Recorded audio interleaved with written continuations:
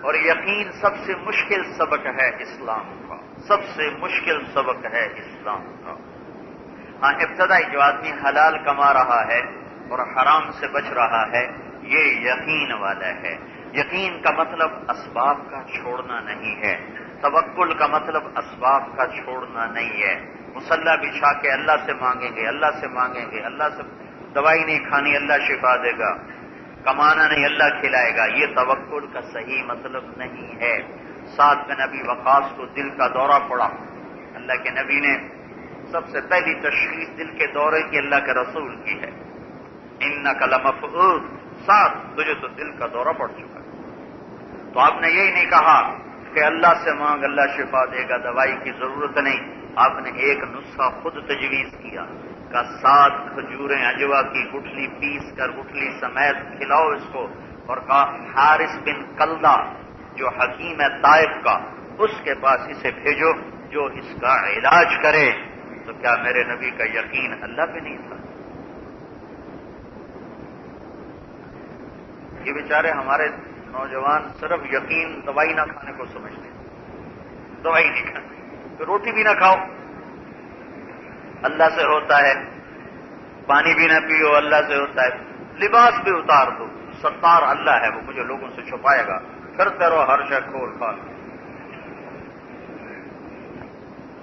کہ چھپانے والا تو اللہ ہے، اللہ سے ہوتا ہے مخلوق سے نہیں ہوتا۔ یقین کی غلط تعبیر سے بچو، اسباب کا اختیار کر کے اللہ پہ بھروسہ کرنا، اس کا نام یقین ہے، اس کا نام توکل ہے۔ تمہارا کھانے کی طرف دھیان نہ جائے، تمہارا دکان کی طرف دھیان نہ جائے، یہ کیسے ہو سکتا ہے نہ جائے؟ اللہ کے نبی باہر نکلے تو آگے ابو بکر عمر بیٹھے ہوئے تھے، آپ نے کہا کیسے بیٹھے ہو؟ کہا جی بھوک کی وجہ سے بیٹھے۔ تو آپ نے یوں نہیں کہا چلو جاؤ مسجد میں جاؤ، جا کے 2 رکعت نفل پڑھو، پیچھے تمہارے دسترخوان اتر آئے گا۔ آپ نے کہا آؤ پھر چلتے ہیں۔ پھر یہ تینوں ابو ایوب انصاری کے گھر کھانا کھانے جا رہے ہیں۔ کھانے کا خیال آیا کہ نہیں آیا؟ ارے بولو۔ ابو ہریرہ راستے میں کھڑے ہیں، عمر گزرتے ہیں، اصل میں روٹی کھانی ہے، بھوک لگی ہوئی تھی، تو وہ مسجد میں نہیں جا رہے، وہ راستے میں کھڑے ہوئے ہیں، تو کوئی گزرے گا مجھے روٹی پوچھے گا، میں کہوں ہاں کھانی ہے۔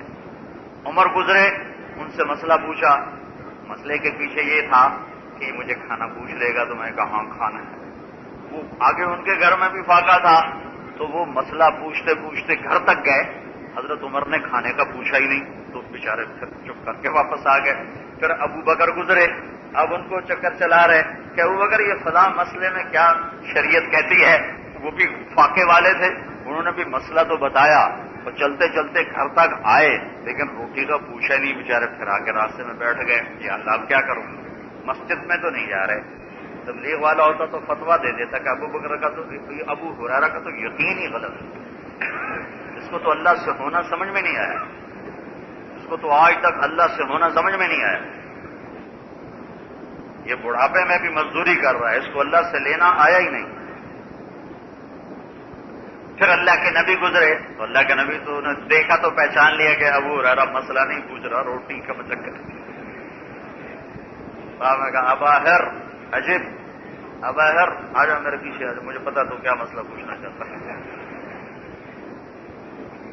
دودھ پلایا، پھر دودھ پلایا،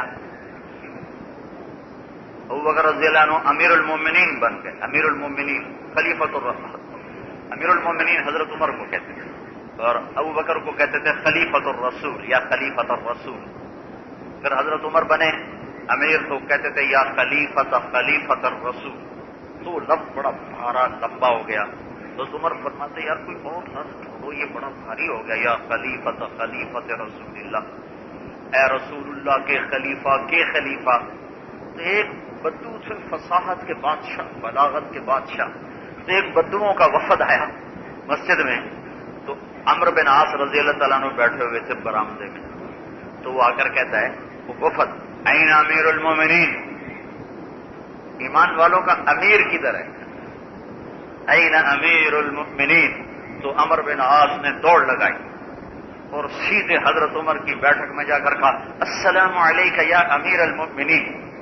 تو عمر کہنے لگے تو یہ نہیں کہہ سکتا, کہیں اور سے سن کر آیا, بتا تمہیں کس نے یہ سجھایا اور سکھایا. وہ کہا وہ بدو آئے بیٹھے ہیں بدو.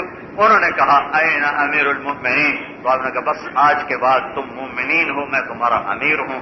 تو یہ لقب حضرت عمر سے چلا اور 1914 تک یہ لقب چلتا چلا ہے. 1914 میں پہلی عالمی جنگ چلی اور 1924 میں آ کر اس نے اتاتürk ترک نے خلافت کو ختم کیا تو امیر المومنین کا لفظ بھی ختم ہوا. تو خلیفۃ الرسول ہیں ابو بکر, اور وہ اگلے دن تھان کندھے پہ رکھ کے کمانے بازار کو چل دی. تو حضرت عمر رضی اللہ عنہ راستے میں ملے, ارے بھائی کہاں جا رہے ہو؟ کہا یہ کپڑا بیچنے جا رہا ہوں. کہا تو یہ حکومت کون سنبھالے گا؟ تو ابو بکر فرماتے ہیں تو بچوں کو کہاں سے کھلاؤں؟ تم ہوتے تو فتویٰ نہ دیتے کہ آپ کو اللہ سے لینا ہی نہیں آیا. تو ابو بکر تیرا یقین اتنا کمزور ہے کہ تجھے اللہ سے لینا ہی نہیں آیا, تیرا دھیان کپڑے کی طرف کیوں گیا؟ تو کدھر سے غیر فطری باتوں کو یقین بنا دیا ہے, غیر فطری باتوں کو. تو ابو بکر عمر کہنے لگے تو تیرا ہم مشورہ کرتے ہیں. تو واپس لائے, عشرہ مبشرہ کو اکٹھا کیا. جب یہ مشورہ کرو ابو بکر کے بارے میں تو یہ طے ہوا. تو کوئی تو کہتا ابو بکر تو کیا باتیں کرتا, جا مسجد میں اللہ سے مانگ. تو ابھی تک یقین ہی نہیں ٹھیک کر سکا. تو سب نے طے کیا کہ ایک عام متوسط درجے کا قریشی خاندان جتنا خرچ کرتا ہے اتنا ایک مہینے کا خرچہ ابو بکر کا باندھ دیا جائے. ایمان میں سب سے اعلیٰ درجے کی چیز یقین ہے, اور یقین کی ابتدا جو درجہ مطلوب ہے, درجہ جو مطلوب ہے حرام سے بچنا, حلال کو اختیار کرنا اعلیٰ درجہ ہے. اسباب سے بھی نظر ہٹ جائے, چیزوں سے بھی نظر ہٹ جائے. یہی ابو بکر تبوک کے موقع پر سب کچھ لا کے قربان کر رہے ہیں. اس وقت نہیں سوچ رہے بچوں کو کہاں سے کھلاؤں, لیکن یہ اسباب کی دنیا ہے, اس میں اسباب کی رعایت کر کے چلا جاتا ہے. اور اسباب کی رعایت کر کے چلنا یقین کے خلاف نہیں ہے. چھوڑ چھاڑ کے بیٹھ جانا یہ اس کی تو کوئی دلیل سمجھ میں نہیں آتی.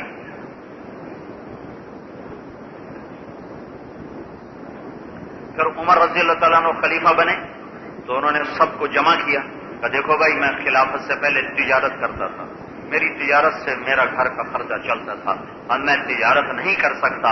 اب بتاؤ میرے خرچے کا کیا بنے گا, میرے گھر کے خرچے کا کیا بنے گا؟ یقین یہ ہے کہ حرام سے نظر ہٹ جائے. مل والا کہتا ہے بینکوں سے قرضہ نہیں لوں گا تو تجارت کیسے کروں گا, مل کیسے چلاؤں گا؟ یہ بگڑے ہوئے یقین والا ہے. یہ میرا بھائی سراسر نقصان میں چلا گیا, یہ مارا گیا تو پکڑا گیا.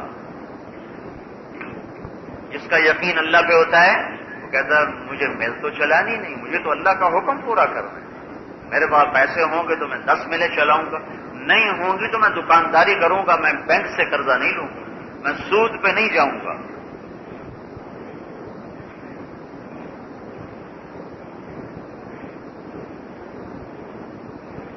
غلط یقین والا تول میں ڈنڈی مارے گا. میں نے ایک تیل والے سے کہا تم ملاوٹ کیوں کرتے ہو تیل میں؟ کہنے لگا اگر صحیح بیچوں 1 ڈرم میں 50 روپے بچتے ہیں.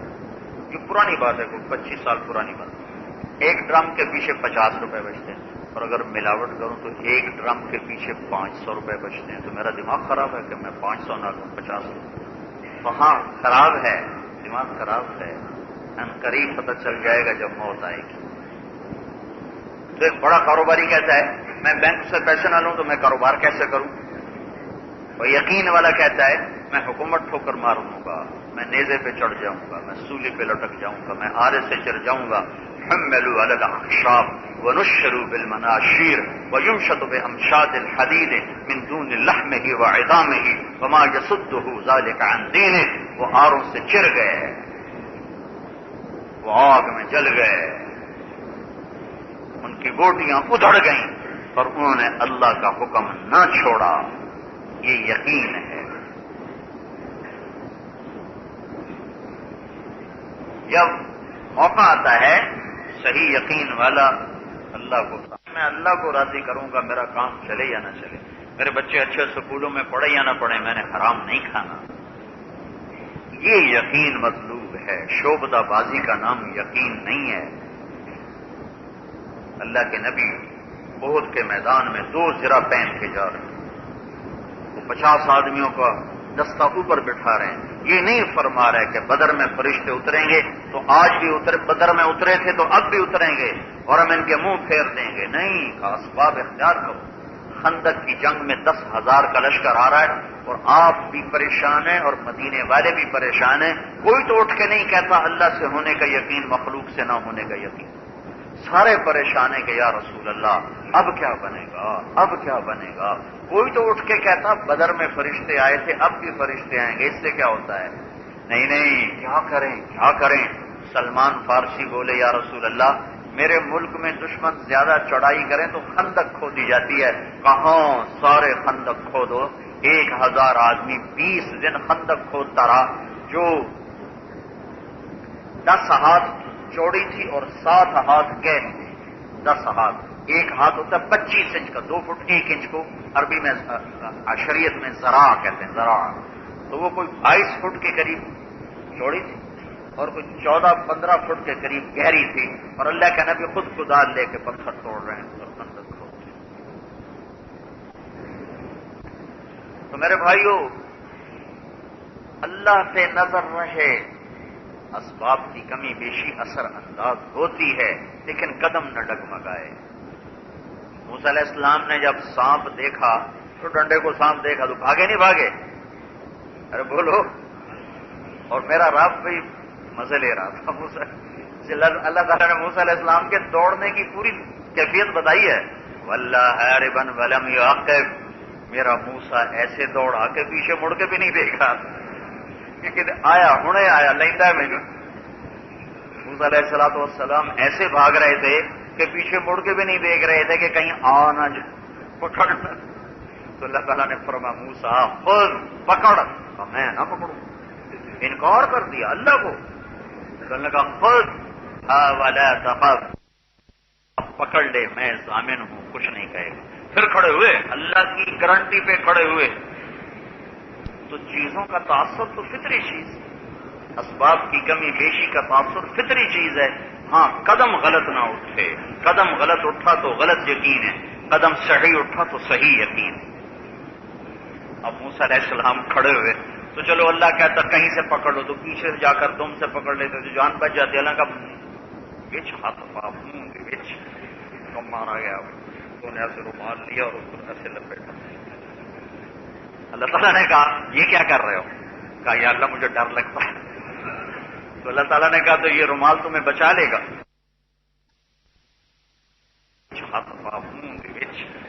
کم مارا گیا، تو نے ایسے رومال لیا اور اس کو ایسے لپیٹا۔ اللہ تعالیٰ نے کہا یہ کیا کر رہے ہو؟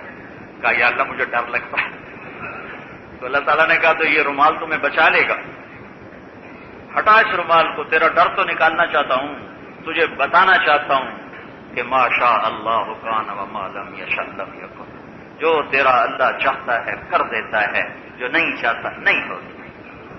جیسے کانپتے ہاتھوں سے ایسے ایسے ایسے انگلیاں کانپ رہی تھیں، جو ہی اس کے منہ کو انگلیاں لگی تو کھٹ سے ڈنڈا بن کے ہاتھ میں آ گیا۔ موسیٰ اعلم ان اللہ علی کل شیء قدیر، جان لے تیرا رب ہر چیز پر قادر ہے۔